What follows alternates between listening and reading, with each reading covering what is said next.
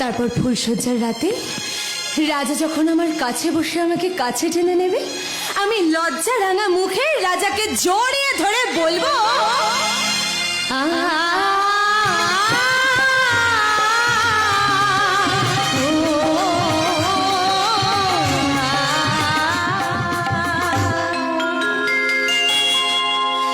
রাজা রাজা তুমি?